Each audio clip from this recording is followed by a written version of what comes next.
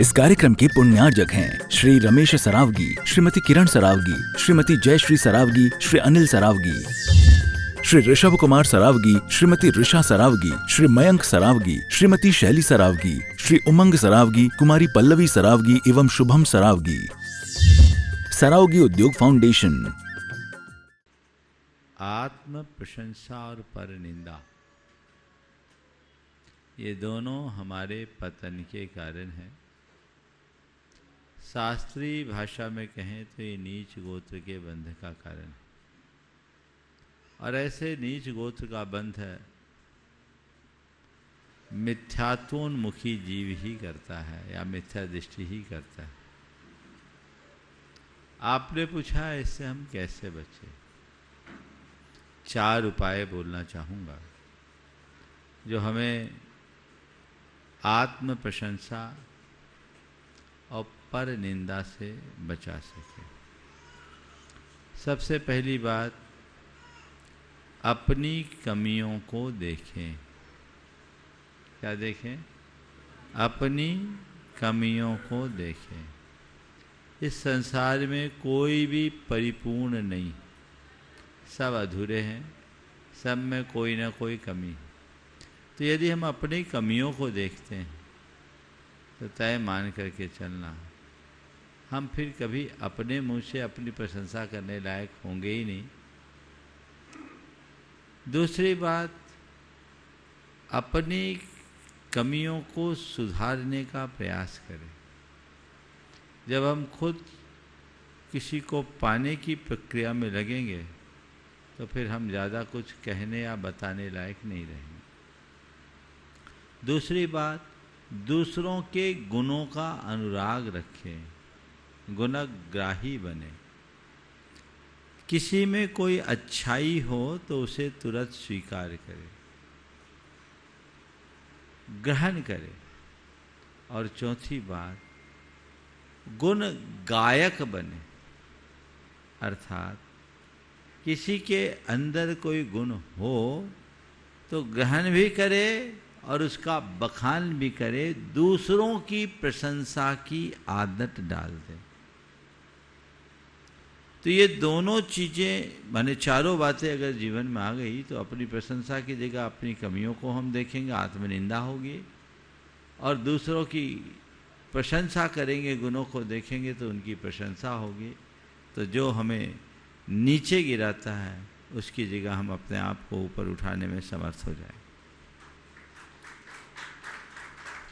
पूज्यवर के चरणों में उत्तर प्रदेश बाराबंकी से सैलू जी जैन नमोस्तु करते हुए पूछ रहे हैं, अगर कुछ गलत हो रहा है तो उसके लिए आवाज उठाएं या कर्म उदय मानकर मात्र सहन करें? देखिए, गलत हो रहा है तो आवाज भी उठाया जा सकता है और सहन भी किया जा सकता है, पर हमें ये देखना है कि गलत किसके द्वारा हो रहा है और किसके प्रति हो रहा है। समझ गए? अगर देश के प्रति, समाज के प्रति, धर्म के प्रति, परिवार के प्रति यानी समूह के प्रति गलत हो रहा है और गलत तत्वों के द्वारा हो रहा है तो हमें उसके विरुद्ध आवाज उठानी चाहिए। लेकिन आवाज उठाते समय हमें ये भी देखना चाहिए कि मेरे आवाज उठाने का परिणाम गलत ना हो और मेरी आवाज गलत ना हो, आवाज भी सही हो, सही तरीके से हो। और इसकी जगह यदि व्यक्तिगत रूप पर कुछ गलत हुआ, व्यक्तिगत जीवन में कुछ गलत हुआ और गलत करने वाला भी कोई गैर नहीं अपनाई है, वह जो जिनके साथ हमें रहना है। सपोज कई लोगों को माँ बाप से ही शिकायत होती है, हमारे पिताजी ने हमारे साथ गलत किया, एक भाई को ज़्यादा दे दिया, हमें कम दिया, मेरे साथ अन्याय हुआ, है ना। कई बार बच्चे कहते मेरे पापा ने एक बच्चे को बाहर पढ़ाई करने के लिए भेज दिया, मुझे नहीं भेजा, हमारे साथ गलत हुआ। ये जो चीज़ें हैं जहाँ व्यक्ति अपनी योग्यता और पात्रता को अनदेखी करके जब दूसरों के ऊपर आरोप लगाता है तो कई बार ऐसी बहुत सारी बातें हमें गलत प्रतीत होने लगती है जो गलत नहीं है, तो हम अपने आप को गलत से बचाएं, गलत से बाहर निकलें। तो अगर ऐसा व्यक्ति कोई अपना है और व्यक्तिगत है तो उनका क्या आवाज उठाना, उसको कर्मोदय मान करके स्वीकारना, फिर व्यापकता से देखना कि जिसे हम गलत मान रहे हकीकत में गलत है क्या। फिर यदि प्रतिकार भी करना है तो पहले तटस्थ भाव से देखो कि क्या इसका प्रतिकार संभव है। यदि संभावना दिखती है और परिणाम अच्छा निकलता है तो उस स्तर पर प्रयास करना चाहिए, लेकिन जब लगने लगे कि इसका कोई उपाय नहीं है तो सहज भाव से स्वीकार लेना ही सबसे बड़ी समझदारी। पूज्यवर के चरणों में अमरावती महाराष्ट्र से प्रकाश जी ठोले पूछ रहे हैं, पूज्यवर आजकल मंदिरों के जीर्णोद्धार होते हैं और उस पुराने मंदिर को ठंडा कर दिया जाता है, तो उस पुराने मंदिर का जो मटेरियल है, दरवाजे हैं, खिड़कियां हैं, गाटर आदि हैं, उनका क्या करें? क्योंकि लोग कहते हैं या प्रतिष्ठाचार्य आदि कहते हैं कि अब नए मंदिर में उसका उपयोग नहीं करना चाहिए। इस पर आपके विचार क्या हैं? आप हमारी शंका का समाधान करने का।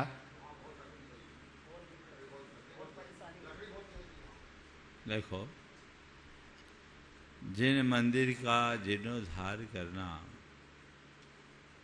कई जगह जरूरी होता है, तो सबसे पहले तो मैं आपके सवाल में एक कड़ी जोड़ूं कि मंदिर के जीर्णोद्धार के क्रम में पुराने मंदिर को ठंडा करना चाहिए कि नहीं। कई लोगों को तो यही हजम नहीं होता है ना? तो भैया कोई चीज़ जर्जर हो गई तो उसे ठीक करना होगा। जैसे व्यक्ति की उम्र होती है वैसे इमारतों की भी उम्र होती है, भवनों की भी उम्र होती है, मंदिर की भी उम्र है। अगर वो जीर्ण शीर्ण है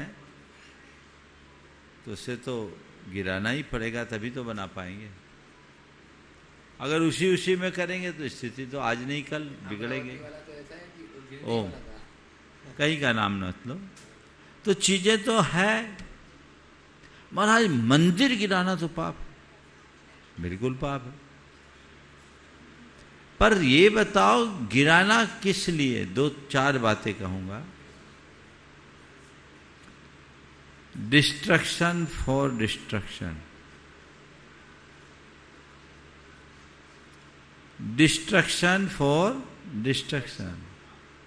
दूसरा डिस्ट्रक्शन फॉर कंस्ट्रक्शन।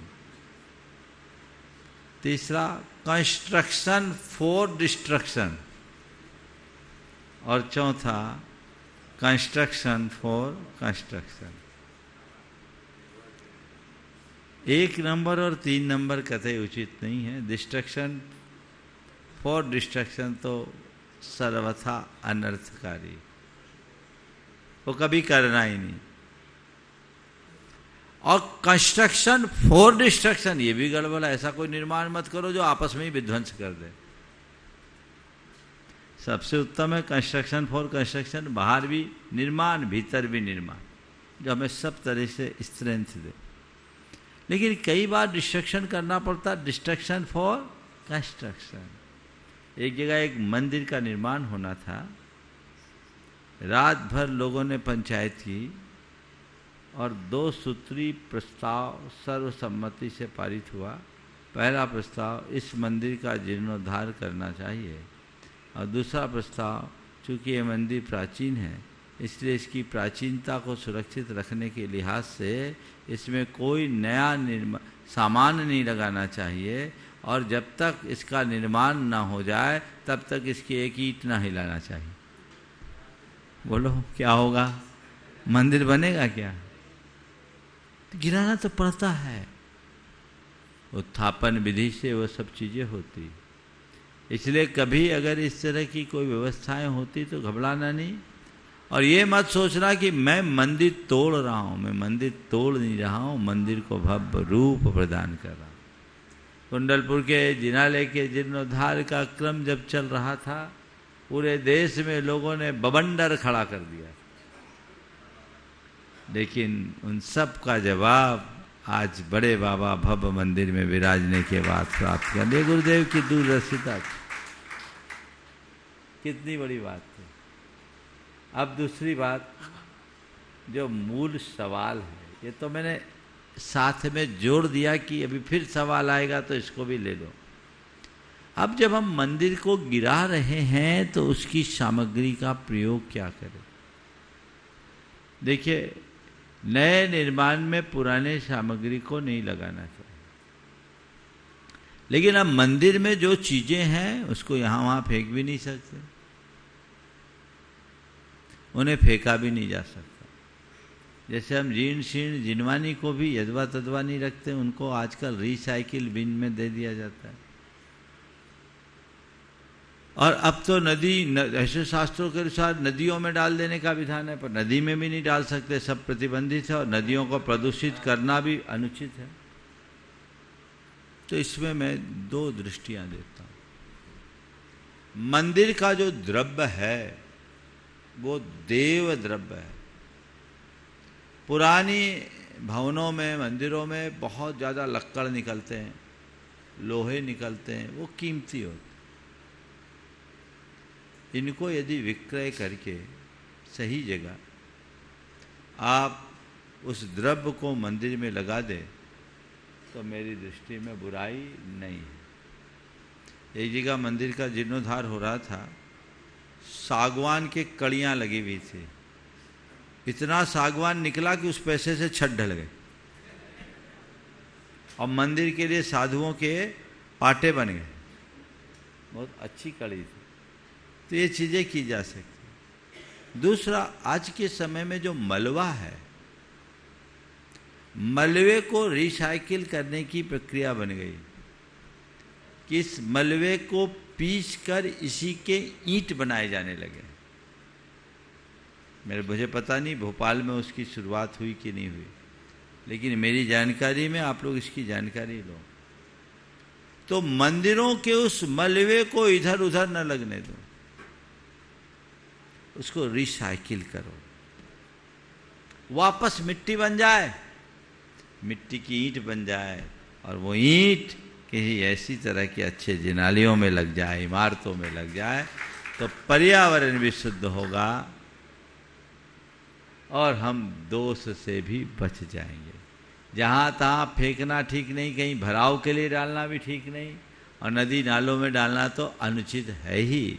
कोशिश करना चाहिए रिसाइकिल का, और इसे बढ़ावा देना चाहिए। मैंने सुना है कि कई जगह ऐसा हुआ है, अब मुझे पूरी जानकारी अभी नहीं है, लेकिन अभी कुछ दिन पहले ही मुझे जानकारी दी कि जो तोड़ने वाले होते हैं वही ले जाते हैं और उसको पीस करके पाउडर बना करके उससे ईंट आदि बनते हैं। जैसे आजकल पेवर ब्लॉक वगैरह बनते हैं ना, उसी तरीके से। इसकी और डिटेल जानकारी लेनी चाहिए, और इस तरह की तकनीक यदि सफल है तो हम उसे प्रचारित करना चाहिए, ताकि जहाँ कहीं भी इस तरह की समस्याएं वो ठीक हो जाए। और यदि ये बात सफल है तो मंदिरों की बात तो जाने दीजिए, भवनों का मलबा भी इसी तरीके से प्रयोग में लेना चाहिए। हाँ, बेदी का क्या करें? देखिए, अब सवाल है बेदी को किसी मंदिर में दे सकते हैं क्या? देखो, शास्त्र के हिसाब से यदि जीर्ण है तो उपयोग के लायक नहीं, लेकिन व्यवस्थित है तो उसको हम जीर्ण तो कहेंगे नहीं। अब उसको तरीके से अगर निकाल कर उसको ठीक तरीके से उपयोग में लिया जाना संभव है तो इस पर विचार करना चाहिए। मैं अपनी मुहर तो नहीं लगाऊंगा, नहीं तो आप लोग मुझे ट्रैप करोगे कि महाराज पुराने के उपयोग का आपने आशीर्वाद दे दिया, लेकिन वो जीर्ण नहीं है, शिफ्टिंग है। जब हम प्राचीन जिन बिंब को एक स्थान से दूसरे स्थान में स्थानांतरित कर सकते हैं, तो हमारे लिए वेदी भी तो वैसी पूज्य है। जिन प्रतिमा तद निलिया तदालिया तन निषद्ध का स्थानानि ते ताश्च तेच तानि च भवन्तु भव घात हेतु वो भव्याना। जिन प्रतिमा जिन मंदिर तद निलिया तद निषद्ध का स्थानानि, जहाँ उनको विराजमान किया जाता वो स्थान, वेदी भी उसमें आ गई। ते ता तेश्च तानि च, जिन प्रतिमा तद निलिया तदालिया तद निषद्ध का स्थानानि। जिन प्रतिमा तद निलिया तदालिया, जिन मंदिर उनके पूरे भवन, तद निषद्ध का स्थानानि, जहाँ निषद्या निषिद्ध का आदि बने हुए हैं, वो सब हमारे लिए पूज्य है। तो अब इस पर गंभीर चिंतन का विषय है। व्यक्तिगत रूप से विचार करके करो। शास्त्रों में ये बात लिखा है कि प्राचीन सामग्री नहीं लगानी चाहिए, पर वो सामग्री माने मलवा है।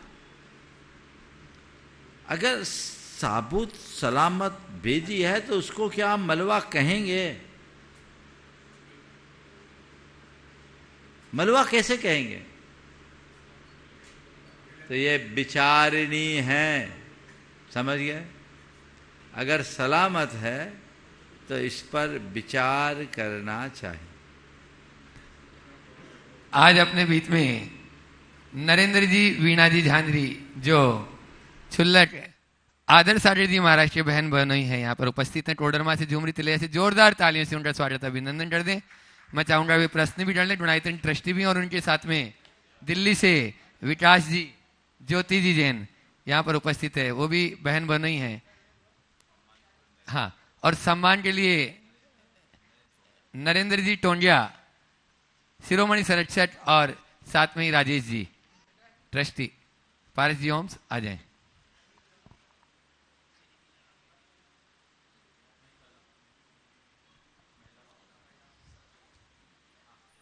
दोनों महाराज जी के चरणों में बारंबार नमन, और मंच पर विराजित सभी छुल्लक जी महाराज जी के चरणों में इच्छामी।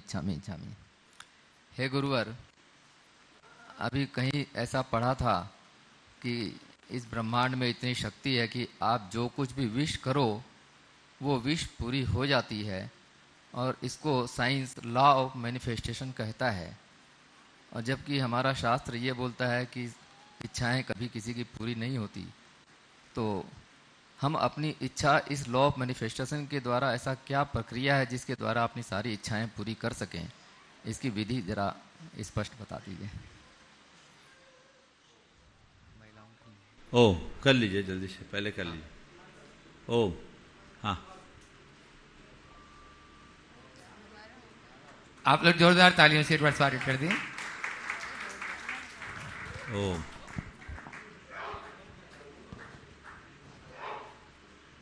आपका सवाल कर लो। हाँ, वीणा जी। लॉ ऑफ मैनिफेस्टेशन से क्या हम अपनी सारी इच्छाओं को पूरी कर सकते हैं? कर सकते हैं। मेरी बात को ध्यान से सुनना। कर सकते हैं यदि सच्चे अर्थों में हम अपनी इच्छाओं को घनीभूत करें। लॉ ऑफ मैनिफेस्टेशन ये नहीं कहता कि तुम जो चाहो मिल जाएगा। लॉ ऑफ मैनिफेस्टेशन ये कहता है कि तुम जो चाहो केवल उसे ही चाहो, केवल उसे ही चाहो, केवल उसे ही चाहो। और जब एक को चाहोगे तो वो पूरा होगा, 1000 को चाहोगे तो सब अधूरा होगा। समझ गए? हमारी अंतहीन इच्छाएं हमें दौड़ाती है, भटकाती है। अंतहीन इच्छाएं हमें दौड़ाती है, भटकाती है, वो कभी पूरी नहीं होगी। लेकिन हम अपनी इच्छाओं को सीमित और संयमित करके इच्छा से अनिच्छा की ओर बढ़ने की सामर्थ्य विकसित कर लें तो मुक्ति भी प्राप्त कर सकते हैं। इच्छा तो बहुत ऊपर की बात है। इससे के मूल में है भावना।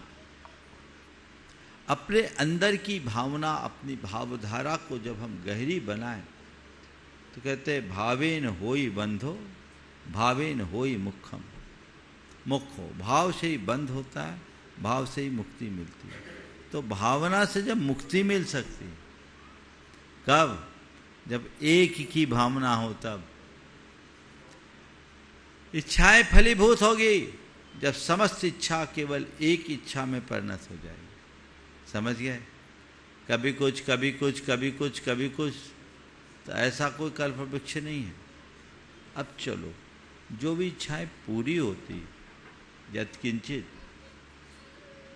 तो इसका वैज्ञानिक आधार क्या है और जैन दर्शन इसे कैसे सम्मति देता है? मैं जैन दर्शन के हिसाब से बोलता हूँ। लॉ ऑफ अट्रैक्शन के सिद्धांत को लोग बोलते हैं लॉ ऑफ मैनिफेस्टेशन, तो बात की बात है, मूल में है लॉ ऑफ अट्रैक्शन। जैन दर्शन क्या कहता है? जैन दर्शन कहता है कि हम जैसा सोचते हैं, जैसा बोलते हैं, जैसा महसूस करते हैं, उसके निमित्त से हमारी आत्मा में वैसी प्रवृत्तियां होती। प्रवृत्तियां होने से हमारी आत्मा में वाइब्रेशन होता। उस वाइब्रेशन के कारण कर्म हमारी ओर अट्रैक्ट होते हैं, आकर्षित होते हैं, और वैसे कर्म हमारी आत्मा से बंध जाते हैं। और यही कर्म कालांतर में पककर फल देते हैं, अच्छा बुरा परिणाम देते हैं। इसे दूसरे शब्दों में कहें तो एक पूरा चक्र है। हमारे भाव से विचार बनते हैं, विचार हमारी वाणी में आते हैं, वाणी से हमारा व्यवहार होता है। तो भाव, विचार, वाणी और व्यवहार, इससे जो वाइब्रेशन होता है उससे कर्म के संस्कार आते हैं, और यही कर्म के संस्कार भाव बनते हैं। तो भाव से वाणी, वाणी से भाव से विचार, विचार से वाणी, और वाणी से व्यवहार का ये चक्र चलता रहता है। तो हम चीज़ों को कर्मों को अट्रैक्ट करते हैं। तो यदि हम कोई विशेष भाव कर रहे हैं तो उस तरह की वस्तुओं, चीज़ों को अपनी ओर आकर्षित किए। कर्म और नौकर्म दोनों एक परमाणुओं का समूह है जिनको हम अपने भावों के बल पर आकर्षित कर सकते हैं कुछ अंशों में, और हमारे अंदर उस तरह के शुभ कर्म का संचार हो जाता है। अंदर में आया हुआ ये शुभ कर्म हमारे जीवन को अनुकूल संयोग प्रदान करता है। तो कुछ अर्थ में हम कह सकते हैं निमित्त नैमित्तिक संबंध है कि जो हम चाहते हैं वैसा हमें मिल जाता है।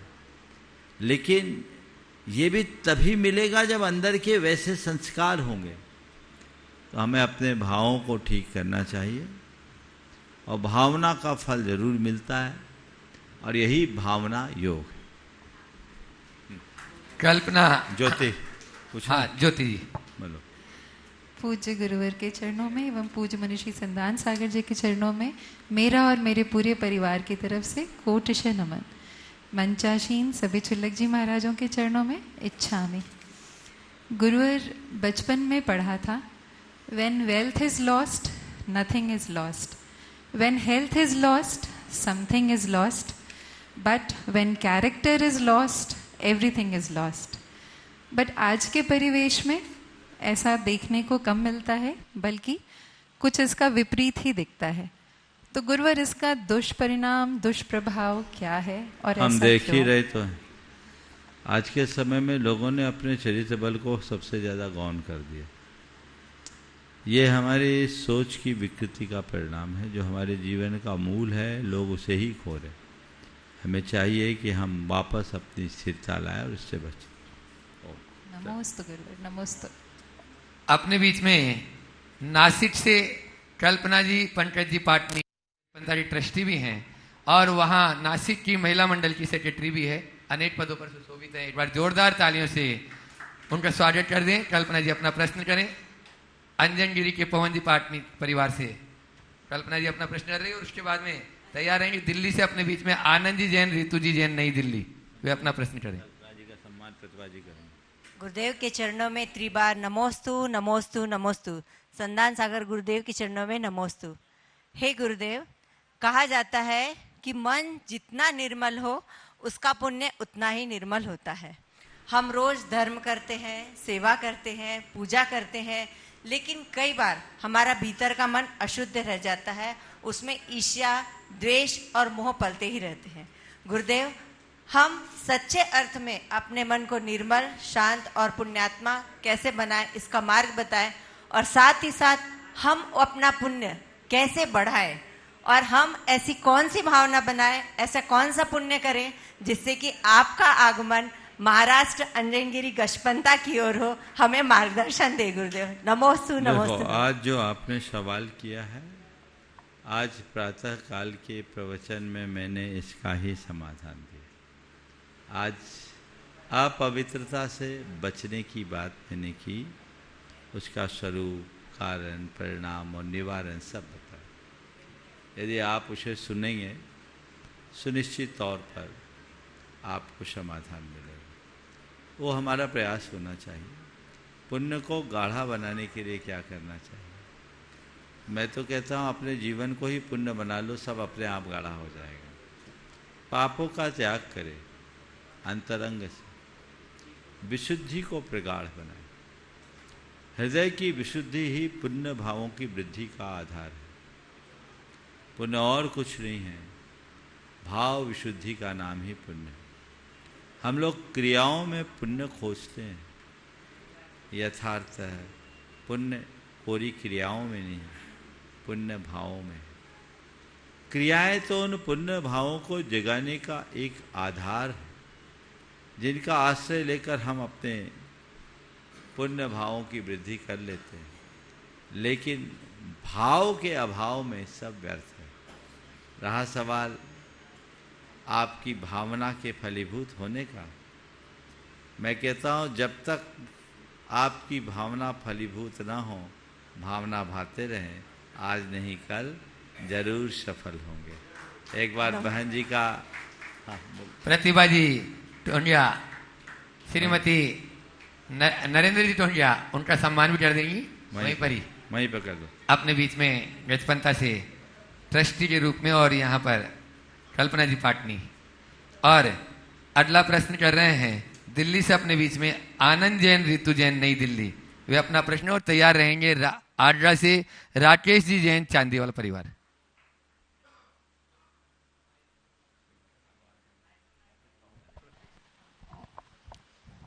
परम पूज्य मुनिद्वय के चरणों में बारंबार नमोस्तु नमोस्तु नमोस्तु।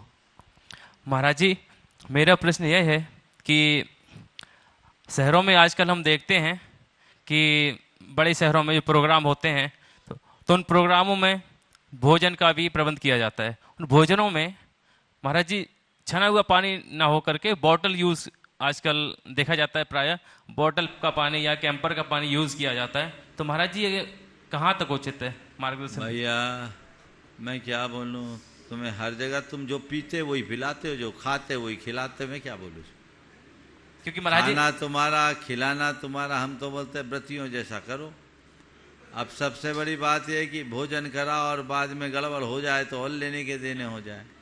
तो आज के समय में इस विषय में मुझसे कुछ मत कहलवा। चलिए राकेश। नमोस्तु महाराज जी, नमोस्तु नमोस्तु। राकेश। हाँ, राकेश जी अपने बीच में चांदीवाल आगरा से वे अपना प्रश्न करें, और उसके बाद में विक्रम जी जैन, अंबिकापुर, तैयार है। नमोस्तु भगवान, नमोस्तु भगवान। मैं आज 67 साल का हो गया और अपने जीवन में एक बहुत बड़ा लक्ष्य पूरा करना है मेरे को। तो आगे का जीवन कैसे जिया जाए जिससे ये लक्ष्य भी पूरा हो जाए और जीवन भी अच्छा से निकल जाए। देखो बहुभाग तो चला गया, ब्याज बचा है। अब इसे संभालने का यत्न करना है। पहला लक्ष्य है, जो अपनी जिम्मेदारियां उसे धीरे धीरे अब समेट लो। अब समय आ गया। एक बड़ी जिम्मेदारी पारमार्थिक ले रखी, इसे जल्दी पूरी करो। और एक ही लक्ष्य बनाओ, निर्वृत्ति का। निर्वृत्ति के लक्ष्य के बिना उत्थान नहीं, ये प्रयास है। अंबिकापुर से विक्रम जी जैन, और साथ में जो अहरनीस वैयावृत्ति में लगे रहते हैं विक्की भाई, और सभी लोग एक साथ आ जाएं, जितने भी लोग यहाँ पर सेवा में लगे रहते हैं वे। और अपने बीच में जयपुर से अरविंद जी जैन, वे अपना प्रश्न करेंगे। नमोस्तु महाराज श्री। महाराज श्री, मैं बहुत दिनों बाद फिर आया महाराज श्री आपके चरणों में, मुझे बहुत अच्छा लगता है। हर महीने आना और दर्शन करना ये कुछ अलग ही एहसास है। और आज थोड़ा सा हाइपोथेटिकल सवाल पूछना चाहता हूँ महाराज श्री। जैसे कि अध्यात्म होता है जो कि चलता है भक्ति और समर्पण पे, और विज्ञान होता है तर्क और कैलकुलेशंस पे चलता है। क्या महाराज श्री आज से 100-200 साल बाद कोई ऐसा समय भी आएगा कि विध्यात्म नाम की कोई चीज होगी जिसमें कि विज्ञान से अध्यात्म को प्रूफ किया जाएगा और अध्यात्म से विज्ञान को? बहुत अच्छी कल्पना की है। क्या ऐसा समय आएगा जो विध्यात्म नाम से जाना जाएगा? मुझे लगता है कि ऐसा हो सकता है, और ये अतीत आज ही हुआ ऐसी बात नहीं, अतीत में भी हुआ है। थोड़ा समझना, अतीत में हम जब झांक कर देखते हैं तो हमारे बड़े बड़े ऋषि मुनि योगी ज्ञान जो बड़े बड़े साधक रहे, वे केवल सामान्य साधक नहीं रहे, वे अन्वेषक और विज्ञानी भी रहे। अगर हम अपने प्राचीन ग्रंथों को देखें तो इनमें इनका उल्लेख मिलता है। हमारे शास्त्रों में परमाणु का विज्ञान बताया,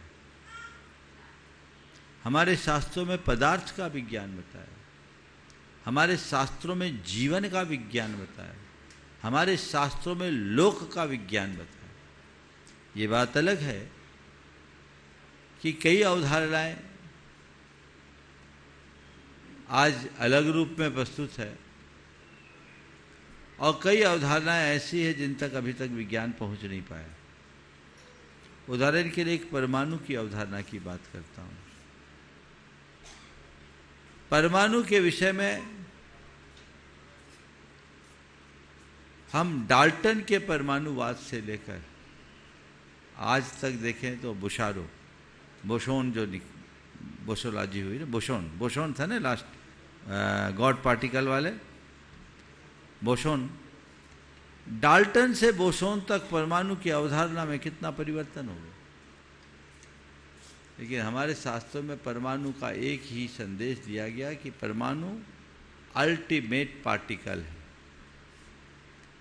वो स्वाभाविक और अविभाज्य अंग है, उसमें अन्य कोई भेद कण संभव नहीं। वो आज भी स्टेबल है, आज नहीं कल होगा। हमारे आचार्यों ने इस पर विचार किया, विमर्श किया, मंथन किया, अपने शास्त्रों में इसका उल्लेख किया, वर्णन किया। एक उदाहरण देता हूं। प्रसिद्ध जैनाचार्य अकलंक देव तत्वों का निरूपण करने के क्रम में एक जगह सवाल आया कि सिद्ध परमात्मा मुक्ति के उपरांत लौट कर क्यों नहीं आते। हमारे यहाँ कहते हैं एक बार मोक्ष चले गए तो हमेशा हमेशा के लिए सिद्ध लोक में विराजमान होते, लौट कर नहीं आते। उन्होंने उसके अनेक दार्शनिक और आध्यात्मिक कारण बताए, लेकिन एक कारण और दिया जो वैज्ञानिक है, जिस पर अगर ध्यान दिया होता तो ग्रेविटी फोर्स के जनक के रूप में उनको जाना जाता। उन्होंने लिखा गौरवा भावाच्य। उन्होंने कहा कि वो सिद्ध परमात्मा नीचे नहीं आते। बोले क्यों? क्योंकि उनमें गुरुत्व का अभाव है। गुरुत्वात् अधः पतनम भवति, ये शब्द है वहां। गुरुत्व से अधः पतन होता। उनका प्रमेय और प्रतिपाद्य भिन्न था, इसलिए उसके डेप्थ में नहीं गए, पर उनको इतना तो ज्ञान था कि गुरुत्व से अधः पतन होता है। सेब पहले भी गिरता था, लेकिन आज हम सारा श्रेय किनको देते हैं? न्यूटन को। तो ऐसा नहीं है कि अतीत में विज्ञान धर्म के साथ नहीं चला। धर्मियों ने विज्ञान को लिया और एक शब्द गढ़ा, बीत राग विज्ञान। क्या बोला? वीत राग विज्ञान। विज्ञान यदि वीतरागता से जुड़ जाए तो विध्यात्म बन जाएगा। समझ गए?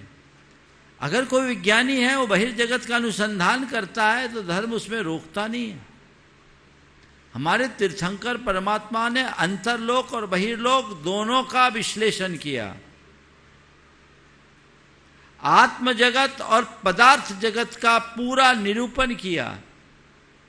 विज्ञान का विषय पदार्थ है और अध्यात्म का विषय परमार्थ है, और परमार्थ और पदार्थ दोनों को साथ चलना चाहिए। एक परमार्थी को भी कुछ अंशों में पदार्थ का आलम्बन लेना पड़ता है, तो ले, सहायक है, उसके बिना काम नहीं चलेगा। और थोड़ा सा पीछे जाए, सवाल बहुत अच्छा है तुम्हारा। पुराने जमाने में विद्याएं होती थी और धर्मी जन विद्याओं के बल पर भी अपने जीवन को आगे बढ़ाते थे। धर्म की प्रभावना का भी आधार होता था। विद्या के बल पर रथ यात्राएं हुई। समझ गए? ये विद्या क्या थी? टेक्नोलॉजी थी ना, टेक्नोलॉजी। तो टेक्नोलॉजी को यदि धर्म से जोड़ दिया जाए तो वो निर्माण करेगी, और टेक्नोलॉजी यदि अधर्म से जुड़ेगी तो विध्वंस करेगी। तो अब तो साइंस नहीं, अब टेक्नोलॉजी का युग आ रहा है। साइंस तो पीछे छूट गया। तो मुझे लगता है टेक्नोलॉजी को आध्यात्मिकता से जुड़ना पड़ेगा। एआई का युग आ रहा है, आर्टिफिशियल इंटेलिजेंस। अगर आध्यात्मिकता नहीं होगी तो मनुष्य पागल बन जाएगा।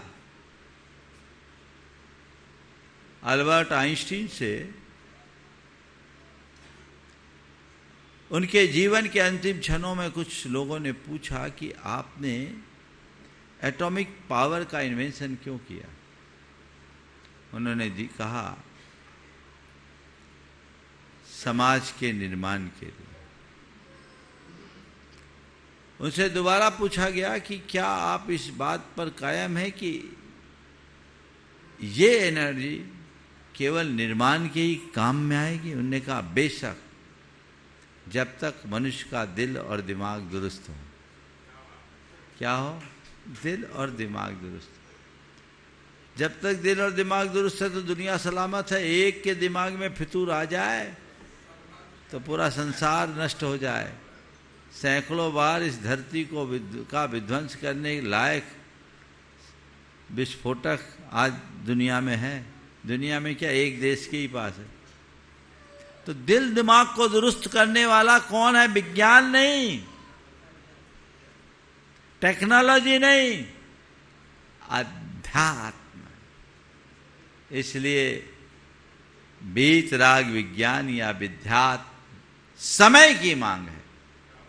हमें धर्म और विज्ञान को एक दूसरे के विरोधी मानने की जगह एक दूसरे के पूरक के रूप में देखना चाहिए और उसी अनुरूप आगे बढ़ना चाहिए। और उसी वीतराग विज्ञान को यहाँ श्री विद्या प्रमाण गुरुकुलम की स्थापना उसी उद्देश्य से रिलेटेड गुरुवर के जो अंदर भावना है वही है कि वर्तमान के उस विज्ञान को किस प्रकार से धर्म के साथ में जोड़कर आगे चलेगा।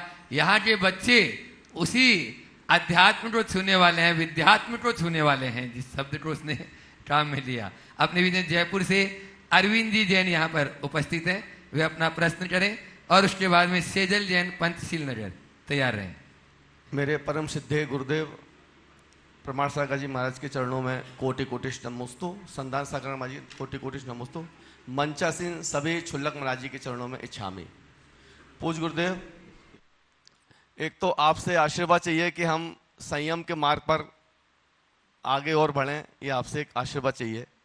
और एक प्रश्न ये है गुरुदेव कि दुनिया में आज के समय में हार्ट अटैक बहुत ज़्यादा बढ़ते जा रहे हैं, जिसको साइलेंट किलर बोलते हैं।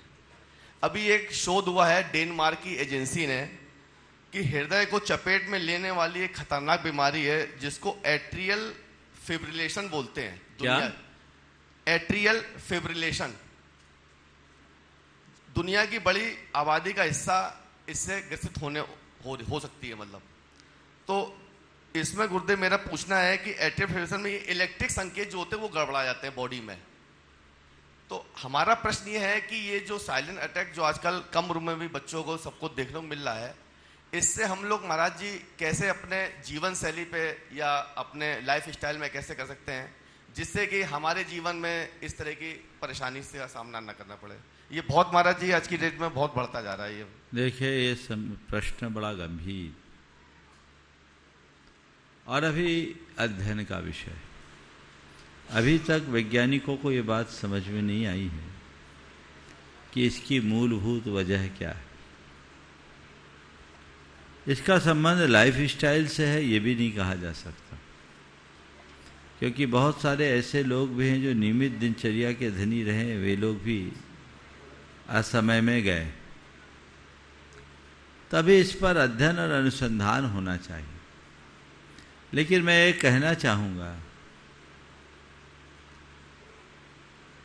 चाहे हमारे जीवन का चक्र कैसा भी हो, जीवन शैली अच्छी होनी चाहिए। जीवन शैली अच्छी होनी चाहिए। साइलेंट किलिंग तो बहुत थोड़े लोगों में है, पर जीते जी मुर्दे जैसा जीवन जीने वाले लोग बहुत।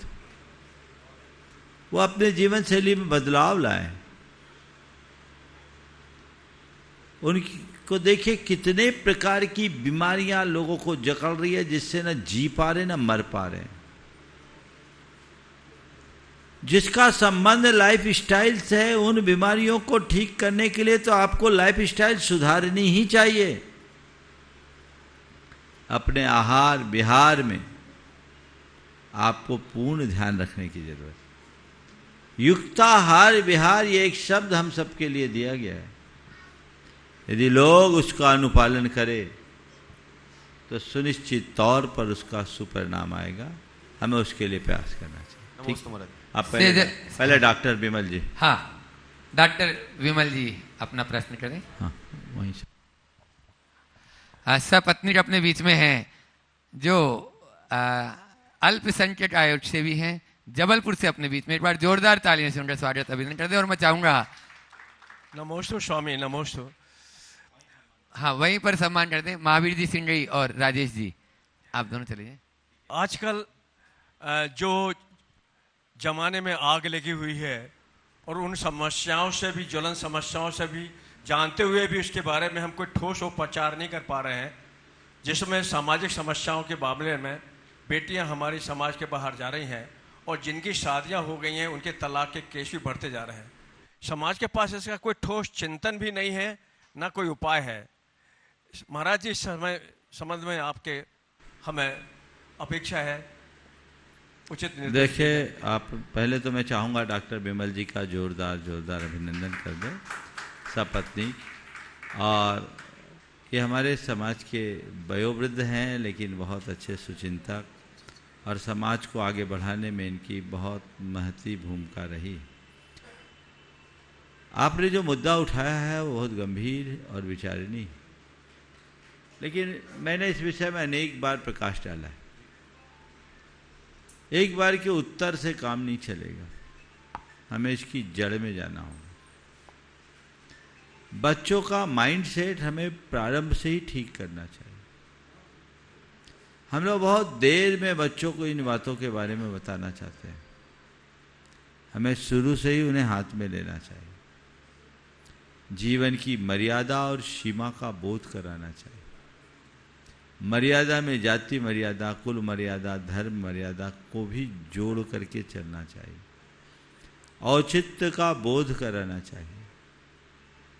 जीवन साथी की भूमिका को तथ्यात्मक तरीके से समझाने की कोशिश करनी चाहिए। और ये समझाना चाहिए कि विवाह दो व्यक्तियों का बंधन नहीं है, विवाह दो परिवारों के बीच होता है जी। और इसका जो परिणाम है उसे हमें तथ्यात्मक ढंग से प्रस्तुत करना चाहिए।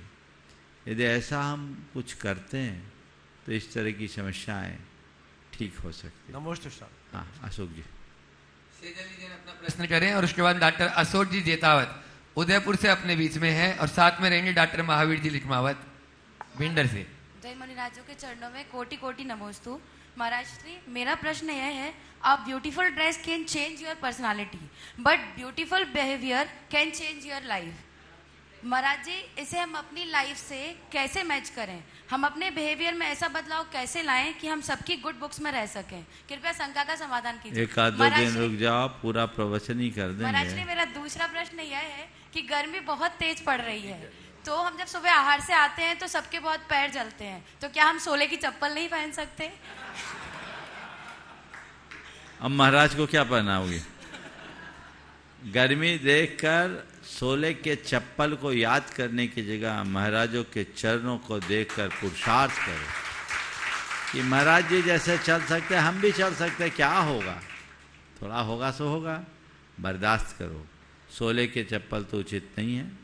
कदाचित यदि ऐसी दिक्कत है तो छाया में खड़े हो जाओ पड़गान वालों। एक व्यवस्था ऐसी बना दो ना भाई, झमेला ही खत्म, पड़गान ही वहीं करा। हम लोग जाए, इतने लोगों को क्यों परेशान करो? हाँ, कल से वैसे ही करोगे। बस जो दूर वाले हैं वो यहाँ आएंगे, बाकी कैंपस वाले अपने ठिकाने हैं। समाधान हो गया। चलिए, कैसा आवाज है? अपने बीच में डॉक्टर अशोक जी जेतावत उदयपुर से, coordinator international forum of Jain Jainism. इसके बाद उनके साथ में ही महावीर जी लिखमावत भी साथ में रहेंगे। कल से छात्रावास के सामने छाया में खड़े होंगे, बढ़िया। प्रांगण में भी कर सकते हैं। हो गया। ओम नमोस्तु गुरुदेव। आज मेरा प्रश्न ये है, मैं आपके माध्यम से एक मैसेज समाज को देना चाहता हूँ कि समाज के, हमारे जैन समाज के जितने भी रिसोर्सफुल और जो सक्षम लोग हैं वो आपस में एक दूसरे के साथ कोलैबोरेशन करके ऐसा क्या काम करें कि वो जैन एजुकेशन में विश्व स्तरीय कुछ इंस्टीट्यूशंस या उच्च शिक्षा के लिए कुछ संस्थाएं खड़ी कर सके। ये एक मेरा पहला प्रश्न है।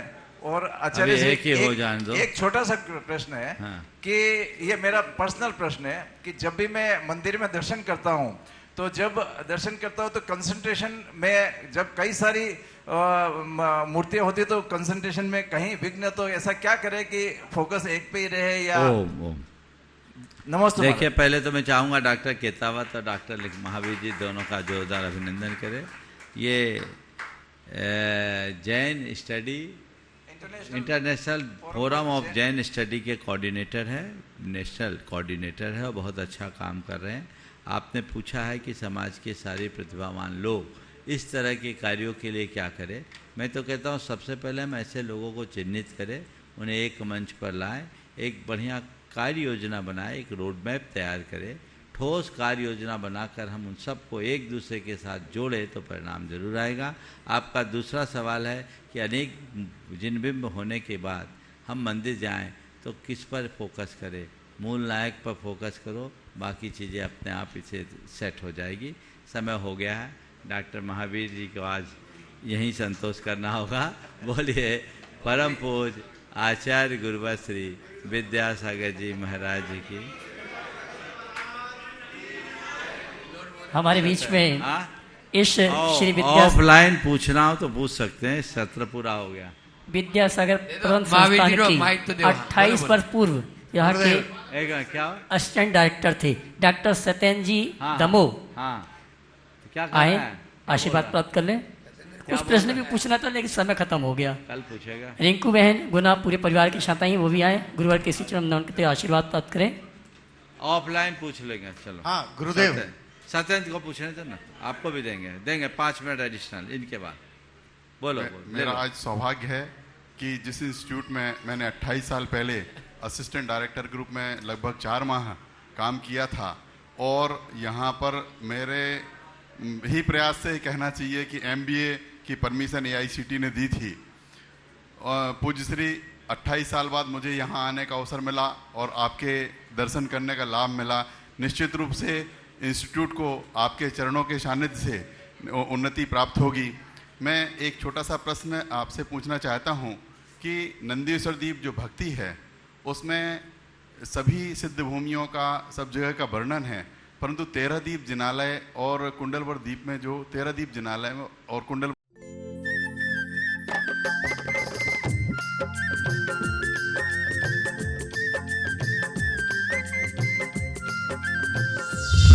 इस कार्यक्रम के पुण्यार्जक हैं श्री रमेश सरावगी, श्रीमती किरण सरावगी, श्रीमती जयश्री सरावगी, श्री अनिल सरावगी, श्री ऋषभ कुमार सरावगी, श्रीमती ऋषा सरावगी, श्री मयंक सरावगी, श्रीमती शैली सरावगी, श्री उमंग सरावगी, कुमारी पल्लवी सरावगी एवं शुभम सरावगी। सरावगी उद्योग फाउंडेशन।